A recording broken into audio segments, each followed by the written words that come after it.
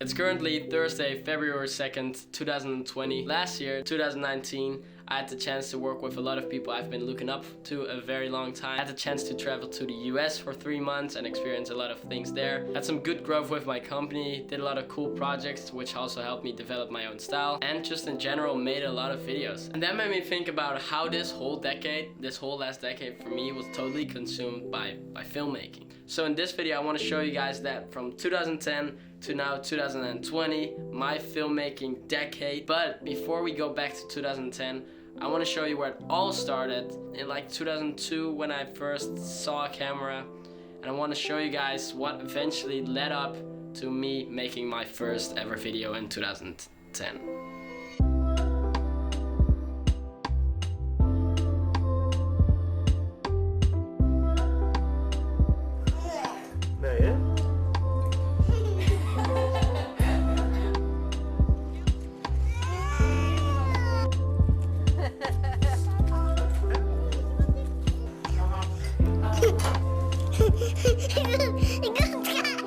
Kijken?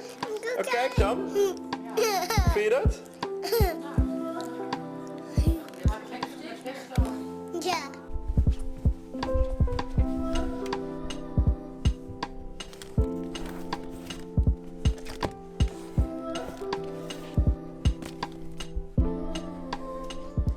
I grabbed myself some old photo books to help us go back in time and show you where it all started.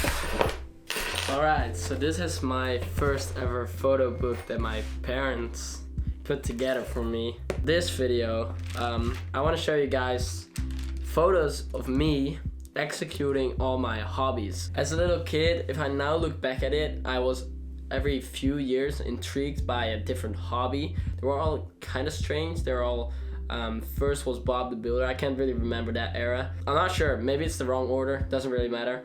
Josh, the movie with sharks. I wasn't really allowed to watch it, but I watched it anyways, and I liked the movie very much. Then it was Titanic, and then Spider-Man. Spider-Man stick to me the longest because it's awesome, and I would like dress up and go to my school photo in my Spider-Man suit. So that's me, my school picture in my Spider-Man suit in 2007. Yeah, so this is me on a horse in a Spider-Man suit. So with all these things, they are all movies that I watched, and I was totally in love with the movie. I would watch the movie a couple times a week, and for the rest of the year I would like draw the movie, like scenes from the movie or just pictures of Spider-Man.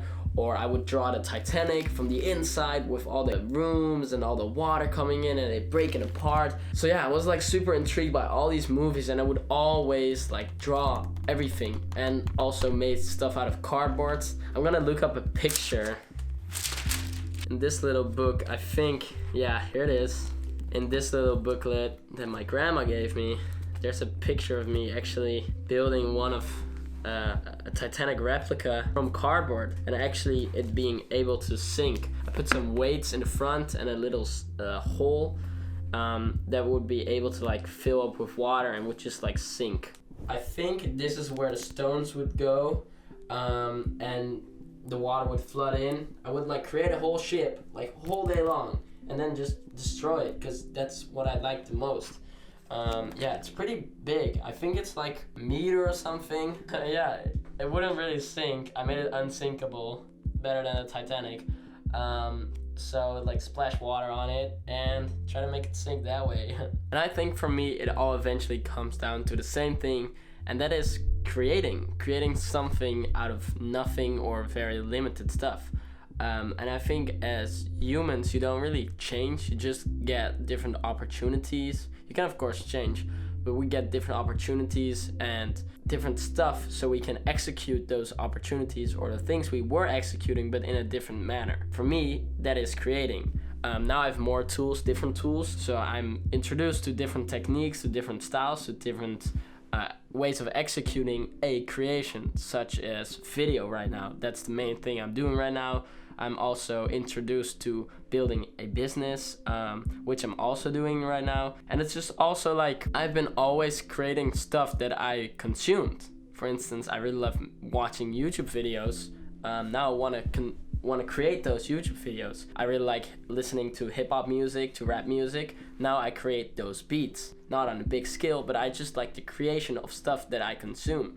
Such as, like, back in the day, Titanic and Spider-Man. I would watch those movies, I would consume those, and then I would create it. So I find that very interesting to look back, and I also think it's a good thing moving forward with my career, or lack of career, because for me, I'm just starting out, but it's good to look back and see how much preparation I've been doing behind the scenes without even me knowing. All that creating, those drawings of Spider-Man, those Titanics that I made from cardboard, all those things are preparation for what I'm doing right now. It's maybe not the best preparation. I didn't know I was doing anything that would like benefit me, but I was creating something. And that urge to create something later translated into making videos when I got introduced to YouTube. I was so amazed that you could literally upload a video, something that I created, and had it be seen by anybody with an internet connection. Was the most cool thing to me ever. So that got me really stoked to post my first ever YouTube video. This is my first ever YouTube video. So it's called Funny Photos. Funny Photos 1. It's the first ever funny photo video. This is something I used to watch, funny photos, because that's just the stuff you do on Google or on YouTube. And I made a compilation video with copyrighted Michael Jackson music, which got removed. So it's now a super awkwardly long video, just photos that aren't really funny. So this is the video. It's not really funny. I don't know. Of course, this is not a groundbreaking video. It's not a funny video. It doesn't really show what I was doing or who I was. But it does remind me of the time that I was so intrigued by uploading something that anybody could watch it. And that's still something till this day that I find so interesting about the internet, that you could just talk to everybody, connect with everybody, so many opportunities. After that first video, I started doing little animation videos because I was watching those at the time. I used MS Paint and Windows Movie Makers to create some sort of stop motion animation. I came up with 2 characters and some sort of little story and made a video that way with my brother and my cousin. And once I got bored of that, I started forcing my middle school friends in playing in my real life videos, so shot with a camera. And yeah, we did that for a little while. So from around 2011 till around 2014, I would only create videos on that channel. Not really busy doing any travel videos or documenting anything else. I was just like creating those little skits, voiceover / animation videos, and that would take up most of my time. I wasn't really posting a lot of those videos, but I was always busy trying to think of something. But I also was a big procrastinator back then. I would like go out, play Minecraft with my friends all day, or like play soccer or go outside and do whatever kids do. Just doing kid stuff is good, like when you're a kid, because, well, that's how you grow up. Fast forward to the age of around 13 to 14, I started to take filmmaking much more serious. And this was also around the time that Vine was big, and also the creator on there called Zach King. And he really interested me because he was using the limitations of the platform Vine to his advantage to do his visual effects tricks. He used the limitation of doing one cut for visual effects, so he did an effect only using one cut. That really inspired me as a little kid because I thought if he can do it, well then I can do it too. So I started creating those Zach King type videos.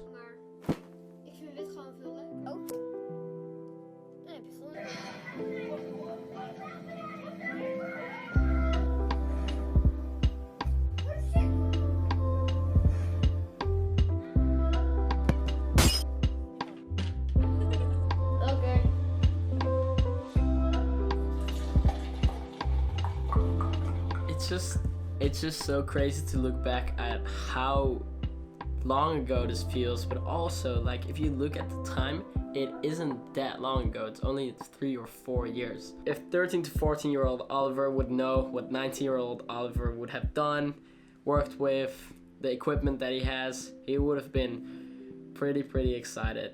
Which is crazy to see how much growth, not physical because I don't do that, but like professional growth you can make and just develop a skill in such a small time. But after this phase went away of me creating those Zach King type videos or Instagram videos, I went on and did more documenting style videos because I was heavily inspired by Casey Neistat. Also more towards actual filmmaking, cinematography, short films, stuff like that. And with this new phase also came a new channel. I made the channel Cinemasters. I now changed the name to, as you may know, Oliver Bing, because that's better marketing wise. I would upload my VFX heavy videos, short films, and also just random stuff that I thought was cool to post.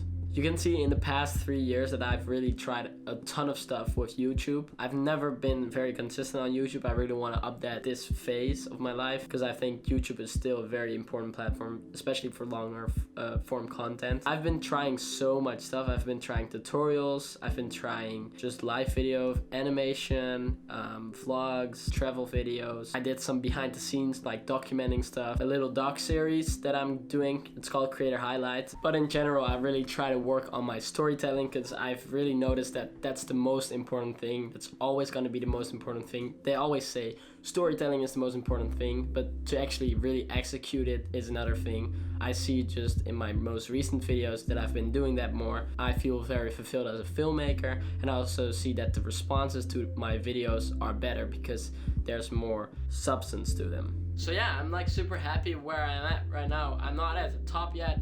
I am thinking like I made 10 years of films and I'm still like at the bottom, or I feel like I'm still at the bottom, which is great because stuff like this doesn't come overnight. I haven't been taking it seriously for 10 years, of course. I've probably for 2 or 3 years, and this is gonna be the year where I'm gonna like go full at it because I don't have school anymore and I want to make the most progress as possible. I'm not sure if I said it already, but the goal for this year on YouTube is to hit 50K. I have been doing YouTube for 10 years now, which is kind of crazy, but never have I done it full time. So that's also a thing that I want to do, and that requires me to find a certain format of videos that I can pump out fairly quickly and that are entertaining, informative, and just fun to watch. So I want to end this video with something I've been thinking about during the making of this video, and that is just like stuff doesn't come overnight, as I said already. Shit just takes a long time. So I'm not disappointed on where I am. I'm working hard on it. I'm super excited for the future, and in general just excited with all the freedom that I have now, and I really want to take advantage of that. So I have some cool ideas, some cool plans. Really want to take YouTube to the next level. So with that being said, thank you so much for watching. There's more to come, of course. Subscribe if you haven't already. Hit that bell. I'm not sure what it does, but all the YouTubers say it, so just do it. So yeah, thanks for watching this video. Stay creative, keep creating. I'm not sure what I say. And I'll see you in the next video. Bye.